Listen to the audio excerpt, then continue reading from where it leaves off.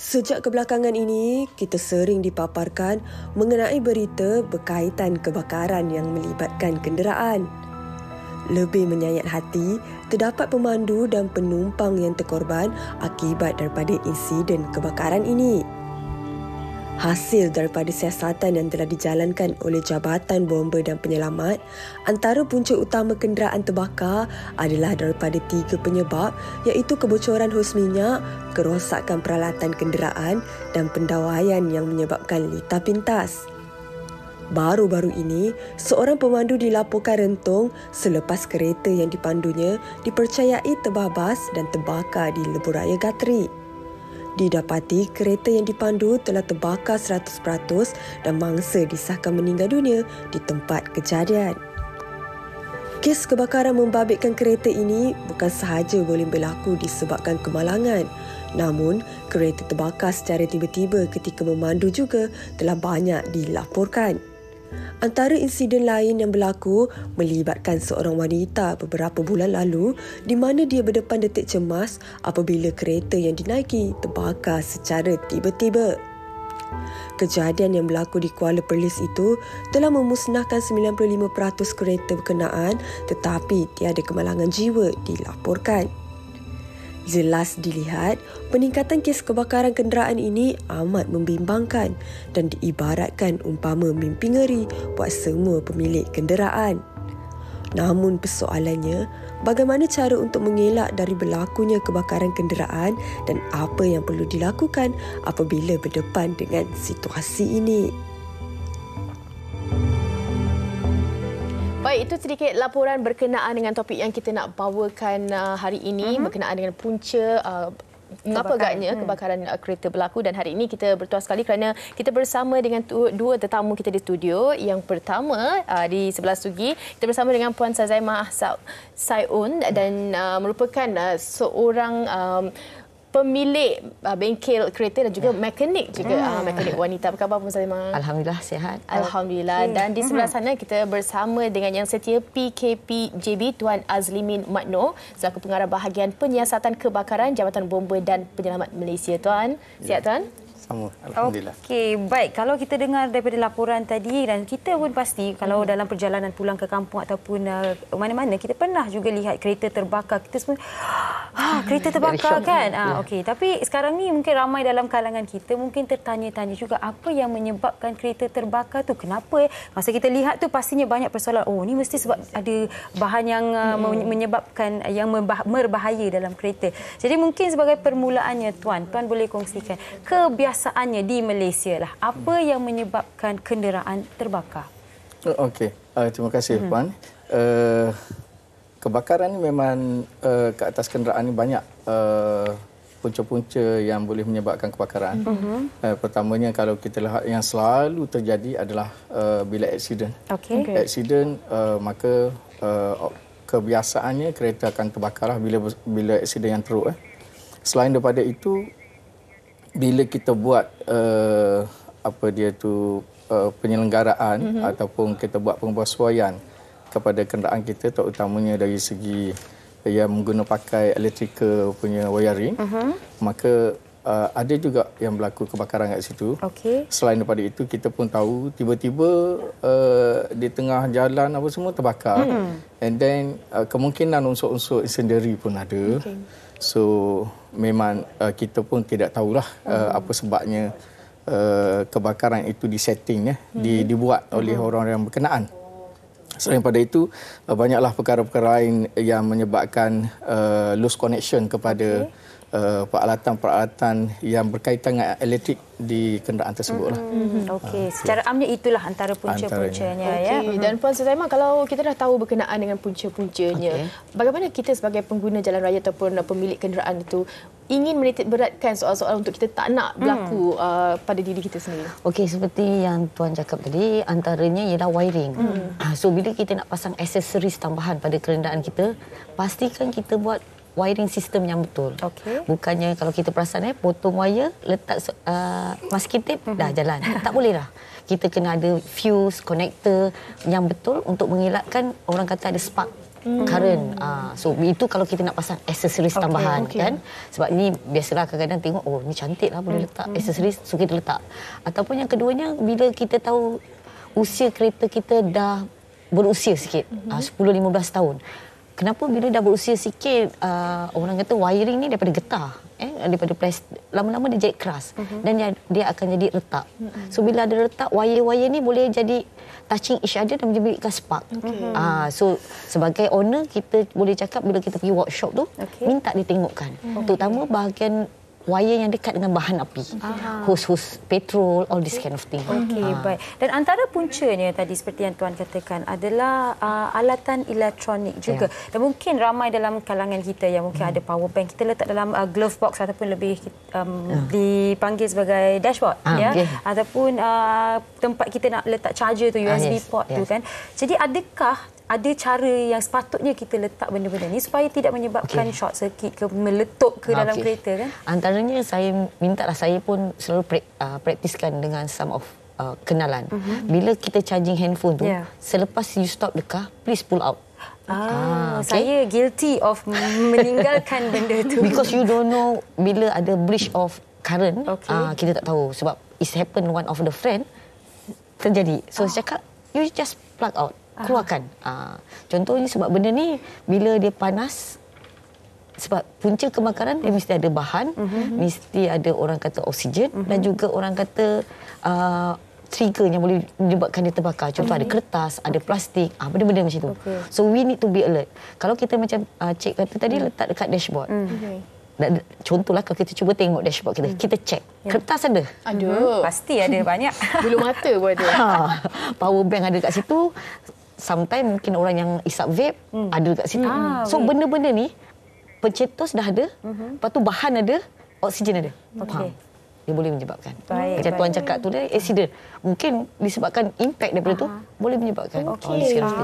Kalau sekiranya bukan disebabkan kemalangan Tuan tapi kebakaran secara tiba-tiba, kita boleh kenal pasti ke antara tanda-tanda awal sebelum kita nak buat persediaan berhentikan kenderaan ke ataupun apa-apa tindakan? Konsep dia senang. Macam Puan beritahu tadi, untuk berlaku kebakaran mesti 3 perkara. Ada oxidation ataupun oksigen, ada udara lah. Kita kata ada udara, kita ada di mana-mana. Dan ada heat. Heat ni ada kepanasan. Dan juga ada fuel. Fuel ni adalah bahan bakar. Dalam kenderaan kalau kita tengok semua bahan bakar semua. Termasuklah flammable ataupun combustible, iaitu bahan yang mudah terbakar ataupun bahan yang boleh terbakar. Jadi itu fuel ada di mana-mana. Lepas tu adalah heat. Heat ini yang akan mencetuskan kebakaran. Kalau kita tengok dalam kenderaan, sama ada yang dah bergerak kebiasaannya, yang dah kita bawa, di depan ada enjin. Engine manifold. Kita tengok suhu dia lebih kurang kalau kita melalui teori kita adalah 1200 degree C. So terlalu panas dan boleh menyebabkan auto ignition pun. Bila berlakon takkan je apa-apa bahan yang mudah terbakar yang mana suhu dia lebih kurang 400 degree C memang dia auto terbakar. Dan kalau kita kat dalam pun kita ada combustible material, kalaulah ada pencetus ataupun ada heat yang lebih ke atas tu, macam kata tadi dari segi lighter, dari segi power bank. Power bank ni merupakan kita panggil punca ataupun pencetus kebakaran yang kecil. Tapi ia boleh menyebabkan kebakaran yang besar lah.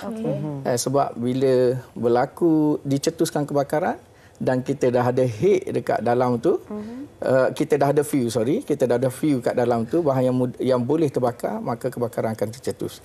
Bagaimana kita nak bezakan kebakaran tu bila tiba-tiba je terjadi, maka bomba dari segi siasatan kebakaran lah, kita akan tengok kebakaran tu sama ada di luar ataupun dari dalam lah. And then kita akan tahu kebiasaannya kalau kita manusia ni kita akan tinggalkan nama. Tapi bila terbakar, kita akan tinggalkan sign. Ada tanda. Tanda ini adalah bukti-bukti sahih. Tidak ada bukan kita kata bukti-bukti yang kita andaian semata-mata, bukan. Jadi bukti-bukti sahih ni mesti ada. Dia ada karakter, dia ada pattern, dia ada efek daripada kebakaran tersebut. So daripada efek dengan pattern kebakaran itulah kita tahu bagaimana ataupun apa punca kebakaran itu terjadi. Okey. Dan kalau boleh saya tambah, saya nak tanya Puan berkaitan dengan antara bahan yang kita letak, barang yang kita letak dalam kereta. Ada orang letak aerosol spray yang untuk kill germs lah, spray muka ke pewangi kereta. Yang tu adakah ia membahayakan? Sanitizer? Okey. Sanitizer. As long there is alcohol inside there. So cumanya macam cakap, semuanya berpunca daripada dekat mana you letak. Kalau benda tu terdedah kepada panas, bahan aktif kat dalam tu boleh mengembang. So boleh jadikan letupan. All this kind of thing kan. Sebab itu kadang kita rasa dekat dalam dashboard tu paling selamat. Tapi kita tak tahu mungkin hari tu panas sangat. Dengan orang kata you tidak letak kereta di tempat berbumbung, dia akan mencetuslah. Kan? Sebab itu kadang-kadang orang pilih nak parking bawah bumbung lah. Bukan disebabkan kerana takut kita panas. All this kind of thing juga mempengaruhi. Sebab dalam sistem kereta pun ada juga yang kadang-kadang ada buat penambahan. Mungkin ada yang menggunakan bahan elektronik yang kalau kata panas sangat pun dia akan kacau the system. All this kind of thing lah. Ini bagi yang suka mengubah suai kenderaan lah. Jadi kena selia dengan keadaan yang betul lah. Baik Tuan, kita dah sentuh berkenaan dengan punca, kita dah sentuh peralatan-peralatan yang perlu kita elakkan dan juga simpan di tempat yang sepatutnya. Bagaimana pula dengan sekiranya berlaku kebakaran, apa yang perlu kita lakukan dan juga bagaimana untuk kita selenggara kenderaan tu untuk kita mengelakkan daripada kebakaran? Okey. Dalam konteks ini, kalau ditanya kepada Jabatan Bomba Penyelamat Malaysia, pertama sekali yang penting pada kita adalah nyawa lah. Nyawa. So that bila berlaku kebakaran, sama ada kebakaran kenderaan atau apa-apa sekalipun, yang paling penting selamatkan diri. Selamatkan diri. Macam-macam mana pun selamatkan diri, selamatkan orang di sekeliling. Kalau tidak aksiden, maknanya senanglah untuk kita selamatkan diri. Tiba-tiba berlaku kebakaran. So kita boleh selamatkan diri, and then kemudiannya kita tengoklah dari segi kebakaran tersebut. Adakah kebakaran itu kebakaran kecil ataupun kebakaran besar. Kalau kebakaran kecil yang boleh kita padamkan, gunalah alat pemadam api yang ada, yang mana kita sendiri pun memang amat mencadangkanlah supaya semua pemandu-pemandu kita ataupun pemilik-pemilik kenderaan ada disimpan alat pemadam api ini. Kalau boleh. Bagi kebakaran yang besar, terus saya adalah elok terus buat talian telefon kepada Jabatan Bomba dan Penyelamat Malaysia lah. Untuk yang lebih baik. Bagi aksiden pula, mungkin yang paling penting kalau berlaku kebakaran disebabkan oleh aksiden, terus keluar, selamatkan diri dan telefon Jabatan Bomba. Tuan, saya nak bertanya sedikit. Kalau kita melihat kepada ini adalah alatan-alatan perlu atau tidak untuk kita, setiap daripada kita pemandu untuk sediakan, sama juga seperti alat pemadam api, adakah ada spesifik yang perlu kita sediakan dalam kenderaan? Ada signifikan dia. Kalau kita lihat lately kes-kes kebakaran sekarang, terutamanya yang melibatkan aksiden, maka berlaku malfunction kepada sistem kenderaan tersebut. Ini seatbelt. Kadang-kadang seatbelt tak boleh nak buka. Kebiasaannya sukar untuk kerosakan ini berlaku. Sebab dia design macam tu. Dan sukar untuk dia mudah dipotong pun susah. Jadi kita juga mencadangkan supaya ada dalam kenderaan yang kita panggil adalah pemoton ataupun cutter punya seatbelt, pemoton seatbelt, dan juga di samping pemoton seatbelt kita bimbang juga jika ada kenderaan-kenderaan tersebut tidak boleh dibuka. Nak buka tak boleh. So that cara paling selamat adalah kita juga ada pecah cermin tu, pemecah cermin. Yang mana kalau tengok kepada desain yang kita ada dan yang kita tengok mudah didapati di mana-mana tempat adalah cutter with breaker apa dia tu cermin. Boleh didapati dengan mudah lah. Baik. Tapi di Malaysia, adakah fire extinguisher ataupun alat pemadam api itu wajib disimpan dalam setiap kereta? Apa yang mungkin kita tak tahu? Sebab saya rasa ramai dalam kalangan kita sendiri, saya sendiri tak ada fire extinguisher dalam kereta. Okey. Kalau nak memang bomba dari segi job dia adalah kita memadam kebakaran dan memberi nasihat kepada pengguna-pengguna. Sebenarnya kuasa untuk menguatkuasakan alat pemadam api ini mungkin ada agensi yang lain lah. Cuma saya difahamkan untuk kenderaan komersial memang dah diwajibkan. Mungkin Puan nanti boleh detailkan sedikit. Cuma untuk kenderaan-kenderaan awam so far tidak diwajibkan. Pun begitu, Jabatan Bomba sudah buat libat urus. Kita telah berbincang dengan agensi-agensi yang berkaitan yang menguatkuasakan penggunaan kenderaan ini, dan kita pun dalam proses untuk mengadakan MOU supaya kita boleh bagi penguatkuasaan yang lebih baik dan lebih berkesan kepada masyarakat di Malaysia. Dan Puan mungkin Puan boleh kongsikan berkaitan dengan fire extinguisher ni. Kalau seseorang itu ada fire extinguisher, apa yang harus mereka tahu? Bagaimana untuk menyimpannya? Sebab benda tu kena ditukar ataupun servis kalau tak silap saya, kan? Kalau kita tengok macam mana Tuan Azlin cakap, sekurang-kurangnya kita ada minimum fire extinguisher yang lebih kurang dalam 500 ml. 500 ml, which is yang you boleh letak di bawah seat pemandu. Sebab bila kita berjalan, bisa ada pemandu, kan? Betul. So, tempat yang boleh reachable by pemandu. Kalau you simpan dekat bonet, nak ambil, kan? Yang terbakar kat depan, kadang-kadang tak sempat. Mungkin dekat area dashboard terbakar. So, you nak padam, tapi pemadam api kat bonet. So, lambat. So, kita ambil yang boleh reachable by kita punya tangan, sama ada letak dekat sebelah kiri, dekat wall tepi tu, ataupun bawah seat kita. Lepas tu, kalau kita tengok dia ada jangka hayat dia, kita tengok area jangka hayat dia. So, saya rasa signifikannya dia boleh bertahan 2-3 tahun, which is nilai kalau yang 500 ml bawah RM50. So berbaloi lah. Sangat berbaloi untuk kita simpan lah. Kalau kata lepas tu, jangan kita simpan lagi, dispose. Sebabnya kalau kita simpan, esok masa kita nak guna, dia dah tak jadi semburan tu. Betul. Dan apa yang dikongsikan Puan sendiri, kan, mungkin ada kata celik mata untuk pergi membeli, dan anda kena tahu juga bagaimana untuk menggunakannya.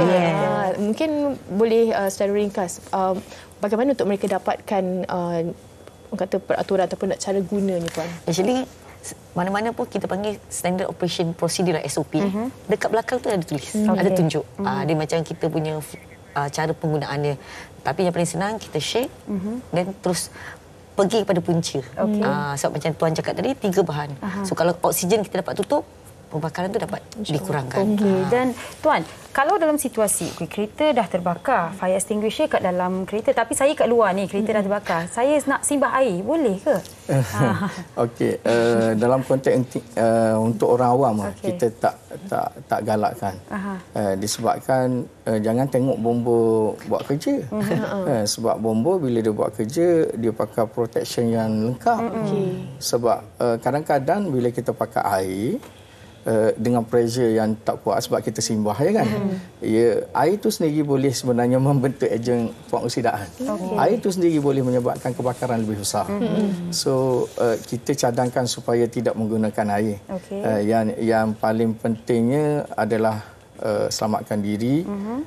Kalau kecil, gunakan alat pemadam api. Kalau besar, panggil Jabatan Bomba.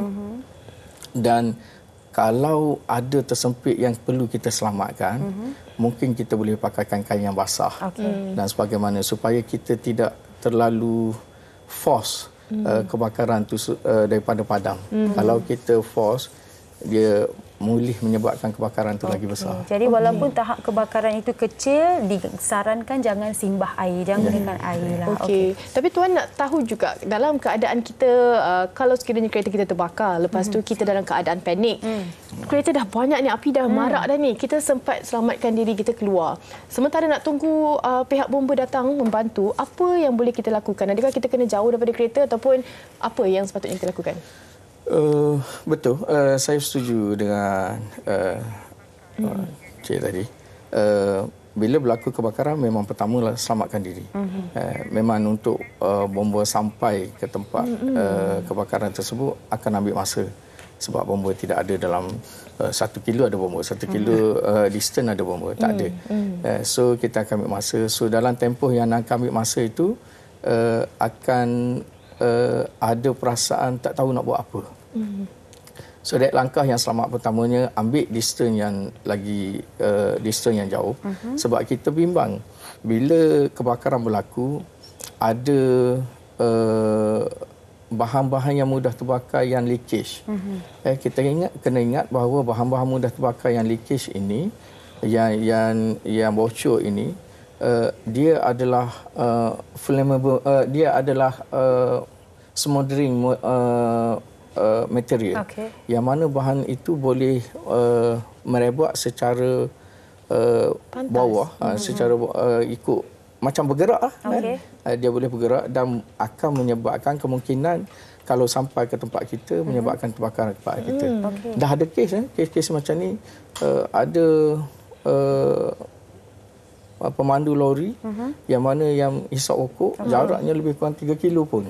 Masya-Allah. Daripada lori tersebut, tetapi bila dia start hisap rokok dan terbakar kena kat dia. Sebab dalam tempoh yang lama daripada semalam sampai pagi, smoldering leakage berlaku yang mana bahan mudah terbakar petrol ataupun diesel itu lagi berat daripada udara, so dia tak akan naik atas. Dia akan bergerak je and then pada satu tempat menyebabkan kebakaran yang pantaslah berlaku. Faham. Saya kadang-kadang kereta kat depan tu kalau ada merokok, bila dia tap rokok dia ada spark semua macam alamak jangan.